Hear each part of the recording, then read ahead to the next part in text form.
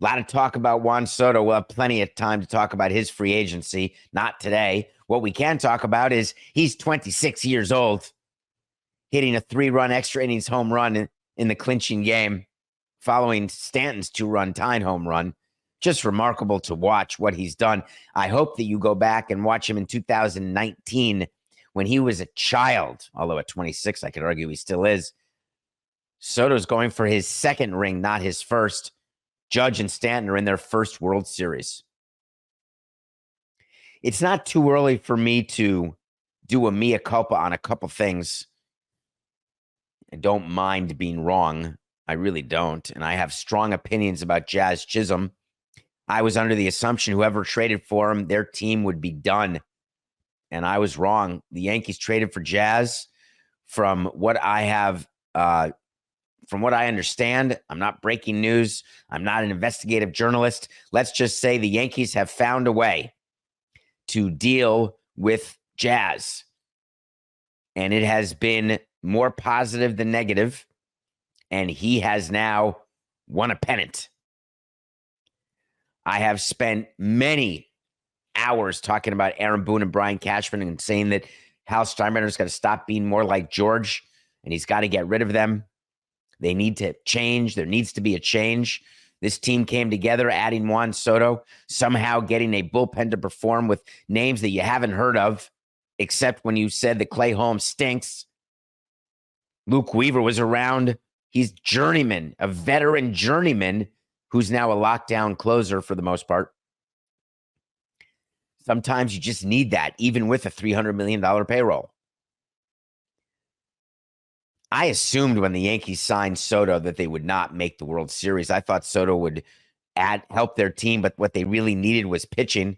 The irony is that Rodon is up and down. Cole is postseason Cole decent, but mostly fine. Their third starter is Clark Schmidt. Their fourth starter is Luis Gil. Come on. Their bullpen has nobody, in theory, until they perform. That's why I told you in December of 23, I'm going back for some wait to sees, Coca, because we promised the audience. On December 7th, 2023, I said the New York Yankees will not make the World Series in 2024. I'm owning it. I was wrong.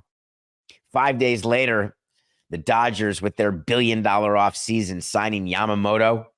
Dodgers signing Ohtani, a 1 year for Teoscar Hernandez, who was silent in the LCS until the deciding game when his bat woke up from its small slumber, very normal, small sample size, not even worth mentioning in the regular season. But I said on December 12th, I said the Dodgers are not going to win the pennant. And so they did. I even doubled down 10 days later. That's how sure I was. I said 10 days later on December 22nd of 23, double down, dudes. The Dodgers, that's so many D's, will not win the pennant. I would say that I was wrong. I also was wrong that the Mets would win it because they'd beaten the Brewers. That whole stat is finished. Can never mention it again. My favorite Brewers stat. You beat the Brewers, you win the pennant. Every time. Not anymore. So that's a stupid stat. Stupid coincidence. No causation whatsoever. Never going to mention that one again. Something else happened in the game, in the Guardians-Yankees game, I want to mention quickly because it's another way to see. Only a week ago, not even October 15th. Remember that Guardians pitcher? Go check the tape if you have it.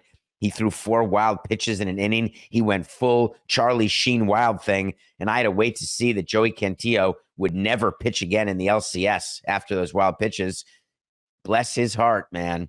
Stephen Vogt gave him a vote of confidence, put him back on the bump, and he actually was able to pitch.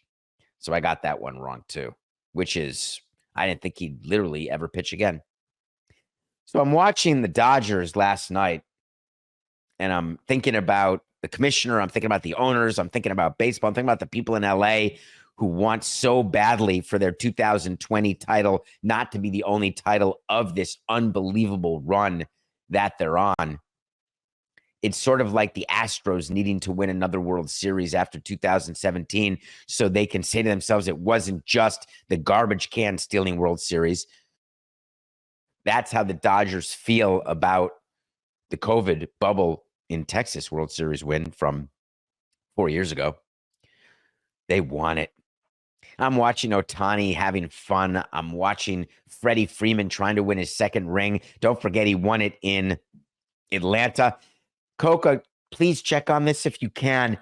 Everyone's saying if the Yankees win the World Series, then they'll have to re-sign Soto, of course. I believe the Braves won the World Series in 2021, and then Freddie Freeman went to the Dodgers. So there is a world where the Yankees win the World Series and Soto doesn't re-sign with them. There is no correlation between winning the World Series and then re-signing unless you are the Lerner family who gets suckered by Scott Boras. Other than that, there is no direct correlation. I was thinking about the Dodgers, watching them. I couldn't stop thinking about what was going on in Japan and what was going on in the commissioner's office. And then I got to thinking about something a little more funny, a little funnier. Has Artie Moreno come out from under his shell yet? Have we heard anything from him? Artie Moreno is the owner of the other team in town. The Angels do not like the Dodgers. The Dodgers do not like the Angels. The Yankees don't like the Mets. The Mets don't like the Yankees. The Cubs don't like the White Sox. The White Sox don't like the Cubs. They are competitors. Forget what they say publicly. That is truth. I wonder how Artie Moreno feels watching Ohtani win the pennant, going to the World Series. I would say that Mike Trout must be smiling, a smile of disdain, contempt, and disgust.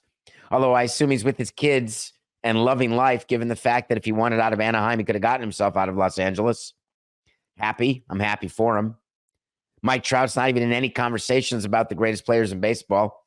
Too hurt, too much alone time in October to even be in the conversation anymore. But it doesn't sting, given what Trout gets paid. It doesn't sting the way it stings Artie Moreno. I've had players who I have traded or let go who have had postseason success elsewhere. And we've had players who had postseason success with us who didn't have postseason success elsewhere. I thought a lot about the Texas Rangers when Pudge was helping us win a World Series, what that must have felt like to that organization. It is a level of despondency that I cannot describe to you. It's having shoved in your face how wrong you were about something. It's terrible to be shown that way. I was laughing. Artie Moreno pretending he's not watching, having no idea. Believe you me, if the Dodgers win the World Series, when he has to applaud the Dodgers in the owners' meeting, he will do an air applause at best. As a matter of fact, I'll go one better, Coca, and I will find out. That's my commitment to you. Here we go. The November owners meeting or the first owners meeting after the World Series, if the Dodgers win, Artie Moreno's not even going to go. How about that one? Not even going to attend. So he has to face Mark Walter and Stan Kasten. It's so definitely happening.